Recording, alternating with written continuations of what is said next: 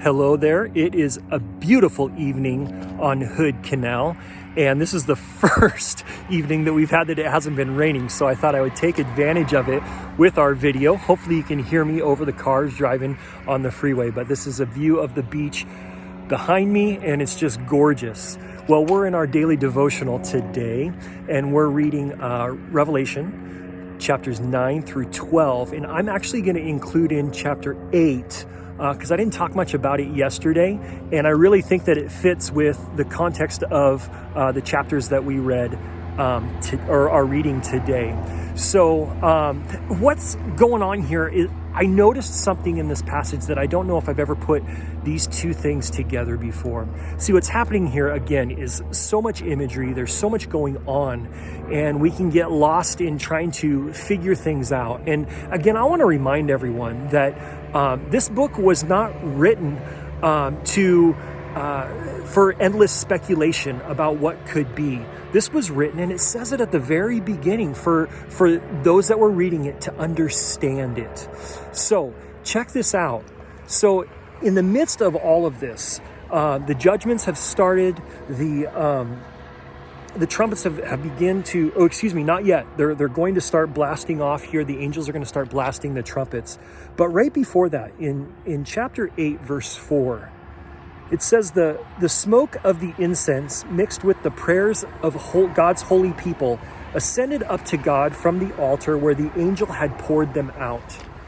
Now, I want to tell you something. Sometimes it feels like our prayers aren't being heard, or they're just kind of get lost out there in wherever they might go. But this verse should be an encouragement to all of us, that this is in the midst of tribulation. This is in the midst of hardship. This is when people are facing tough times. And we see here that the prayers of God's people are like this sweet fragrance, this incense to Him, even though they're facing hard times. And it says that the angel pours them out on the altar before God. And then it says, then the angel filled the incense burner with the fire from the altar. Okay, so that's all the prayers. And threw it upon the earth, and thunder crashed, lightning flashed, and there was a terrible earthquake. Now, all of a sudden, the judgments start. And what's interesting to me about this, and this is where I picked up on something that I don't know if I've ever noticed it before. Because it's like, you read this, sorry, I'm shaking a little bit, but you read this, and you read about the people's prayers being thrown down on the altar, and the angel turns them over, and now all of a sudden the judgments start happening. So it's like, what were those prayers? Were they prayers of judgment? Were they prayers of condemnation for other people?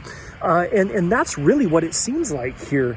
And of course, we see that the four trumpets, first four trumpets are sounded out of seven. And but hold on, I'm going to fix it for a sec. My arm is, there we go, starting to fall asleep. But then I realized something. In chapter 9, starting in verse 20, there is the verse says, but the people who did not die in these plagues still refused to repent of their evil deeds and turn to God. They continued to worship demons and idols made of gold, silver, bronze, stone, and wood, idols that neither can hear nor walk, and they did not repent of their murders or their witchcraft or their sexual immorality or their thefts.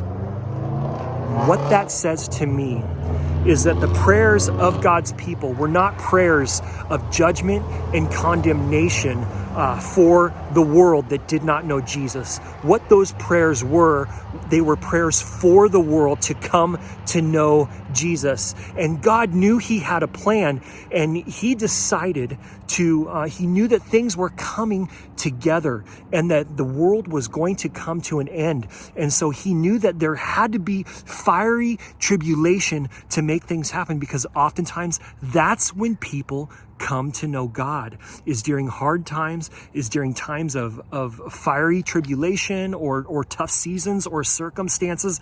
That's when we get beyond ourselves. We see God who He is, we see that God is who He says He is, and we surrender to Him because we're at the end of our rope. And so what God does here is He speeds up the process because of the people's prayers because he knows that the world is coming to an end, he speeds up the process by causing these different plagues and things that are happening to try to show the world who he is. But the people were stubborn and they were resistant.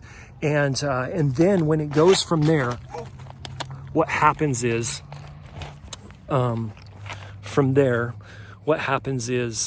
this war breaks out in the heavenly realms. And so there's all this chaos going around here on earth. And then there's this battle that is happening because the enemy, the dragon, as he's called here in chapter 12, the dragon realizes that the world is coming to an end and that his time, his reign is coming to an end. So he starts this huge war up in the heavenly realms and gets cast down to earth. And he realizes that this is it. This is it. And so he knows that through it all, that his time is short. And I think that is a key for us to know, because sometimes we see the evil going on in the world around us. We see all that's happening and we get discouraged and we're like, God, where are you? What is going on? But we need to remember, even as Dave spoke this morning, that God has a plan, and it's up to us to become less of us and more of him.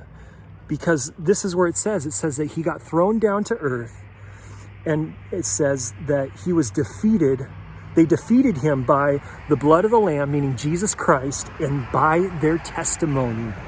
I love that so much, that the devil is defeated by Jesus, the blood of the Lamb. He sacrificed himself for us, and by our testimony, standing firm and holding strong in it. It says, therefore, rejoice, O heavens. And hold on, let me see. That's it. Yeah. That's it. And so I want to encourage you on this. Wow, what a beautiful evening this is. I want to encourage you as you are reading through the book of Revelation. Don't get lost in the imagery.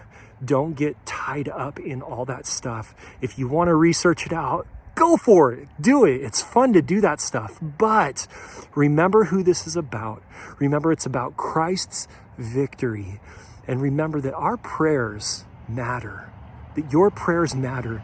And as the world closes and gets closer and closer to the end, it's our prayers, praying for others, having a heart for others, loving others, and bringing them before the throne of Jesus. That is going to do something to cause God to get as many as he can before the end is here.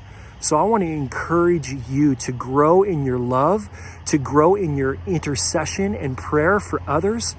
Have Jesus, man, this is our time. As we're heading into 2021, it's a new year. And let's make it our goal to grow in love for people who do not yet know him. Our hearts should be crying out to God for them. All right, I love you guys. I'm going to stop right there. I hope you're having a great evening, and I'm going to enjoy this. We'll see you later.